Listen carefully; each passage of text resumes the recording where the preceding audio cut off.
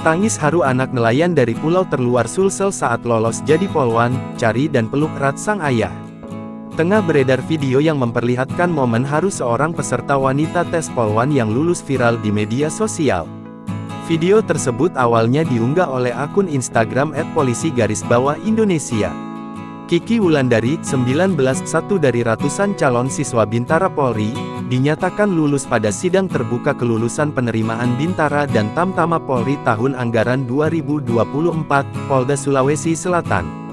Putri nelayan pasangan Suaib, 48, dan Asmara, 40 ini, tak kuasa menahan haru saat namanya disebutkan dalam sidang kelulusan. Ia bergegas keluar ruang pengumuman begitu mendengar namanya telah disebutkan dalam daftar 494 calon siswa yang lulus. Dengan mata yang sembab, Kiki sapaannya, bergegas mencari ayahnya. Ia pun memeluk sang ayah yang telah menunggu di ujung tangga lobi. "Alhamdulillah Pak, lulus Kak," ucap Kiki terisak memeluk ayahnya yang seharian menunggu pengumuman. "Alhamdulillah Nak," sahut sang ayah, Suaib sambil mengusap air mata. Suaib yang saban hari mencari ikan di laut, tak menyangka putrinya lulus dan selangkah lagi menjadi abdi negara di Korps Bayangkara.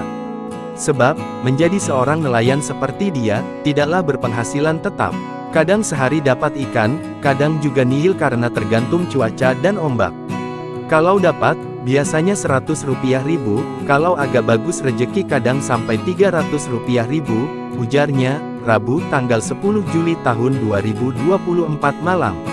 Sontak saja, unggahan tersebut pun mengundang berbagai komentar haru dari para warganet.